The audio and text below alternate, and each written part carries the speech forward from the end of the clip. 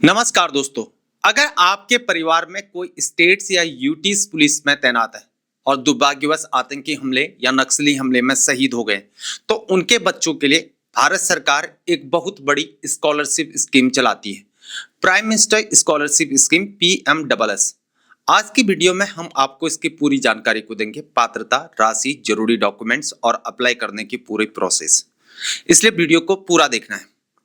PMSS क्या है? PMSS की शुरुआत नेशनल डिफेंस फंड के तहत हुई थी ताकि CAPF, असम राइफल्स और स्टेट्स यूटीज पुलिस कर्मियों के आश्रित बच्चों को तकनीकी और प्रोफेशनल शिक्षा में मदद मिल सके।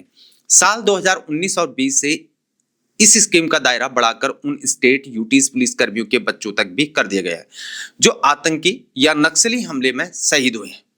यह स्कीम मेरिट बेस्ड स्कॉलरशिप की कैटेगरी में आती है, यानी यह एकेडमिक परफॉर्मेंस और मेरिट के आधार पर दी जाती है। अब इसे आवेदन कौन कर सकता है और पात्रता? आवेदक स्टेट्स यूटीज पुलिसकर्मी के आश्रित बच्चे, बेटा या बेटी होने चाहिए जो आतंकी नक्सली हमले में शहीद हुए हों।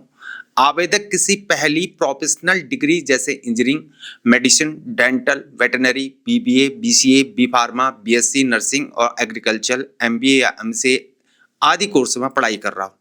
नए आवेदकों के लिए minimum entry qualification 10+2 diploma graduation में कम से कम 60% अंक होने चाहिए। रिन्यूअल आवेदकों के लिए हर साल कम से कम 50% अंक पास करना नेसेसरी है। एक परिवार से अधिकतम 2 बच्चों को ही यह स्कॉलरशिप मिल सकती है। विदेश में पढ़ाई करने वाले या गैर मान्यता प्राप्त संस्थानों UGC, AICTE, MCI से मान्यता प्राप्त न होने वाले के छात्र पात्र नहीं होते। डिस्टेंस क्रॉसपेंडेंस कोर्स करने वाले छात्र भी पात्र नहीं होते।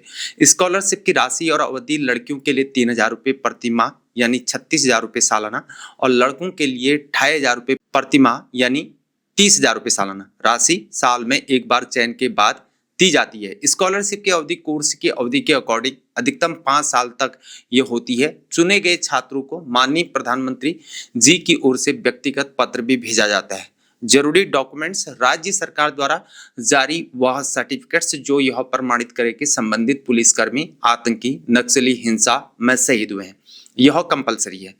MEQ यानी 12वीं डिप्लोमा ग्रेजुएशन की अटेस्टेड मार्कशीट, संस्थान कॉलेज से जारी किया हुआ बोनाफाइड सर्टिफिकेट, आधार नंबर, आधार से लिंक बैंक अकाउंट कंपलसरी है। रिन्यूअल के लिए पिछले साल की पास मार्कशीट और बोनाफाइड सर्टिफिकेट। ध्यान दें, आवेदन के समय बैंक अकाउंट की डिटेल्स अलग से देने की जरूरत यहाँ पर नहीं है। स्कॉलरशिप सीधे आधार बैंक अकाउंट में DBT PFMS के जरिए ट्रांसफर हो जाता है। अप्लाई कैसे करना है? आवेदन पूरी तरह ऑनलाइन होता है और national scholarship portal NSP 2.0 www.scholarship.gov.in के जरिए किया जाता है। पूरी गाइडलाइन और फॉर्मेट WARB MHA की वेबसाइट www.warb.mha.gov.in पर उपलब्ध है। शेड्यूल की महत्वपूर्ण तारीखें हैं। ये 1 जून 2026 से शुरू हो गया है। अंतिम डेट इसकी 31 अक्टूबर 2026 है और डिफेक्टिव एप्लीकेशन वेरिफिकेशन की लास्ट डेट 15 नवंबर 2026 है और इंस्टीट्यूट वेरिफिकेशन की लास्ट डेट 15 नवंबर 2026 है। DNO, SNO, MNO वेरिफिकेशन की लास्ट डेट 30 नवंबर 2026 है। मेरे दोस्तों, अगर आप या आपका कोई भी परिचित इस कैटेगरी में आता है तो 31 अक्टूबर 2026 से पहले आवेदन जरूर कर लीजिए, क्योंकि उसके बाद पोर्टल बंद हो सकता है।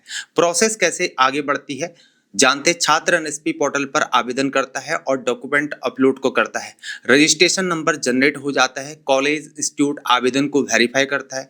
State nodal officer SNO credentials और सर्टिफिकेट वेरीफाई करता है। WRB यानी कि welfare and rehabilitation board merit list को तैयार करता है। MHA फंड को सैंक्शन करता है और PFMS के जरिए राशि सीधे बैंक अकाउंट में ट्रांसफर हो जाती है। इंपोर्टेंट पॉइंट्स ये हैं कि गलत जानकारी देने पर स्कॉलरशिप से तुरंत रद्द हो जाती है और पूरी राशि ब्याज सहित फिर वापस करनी होती है।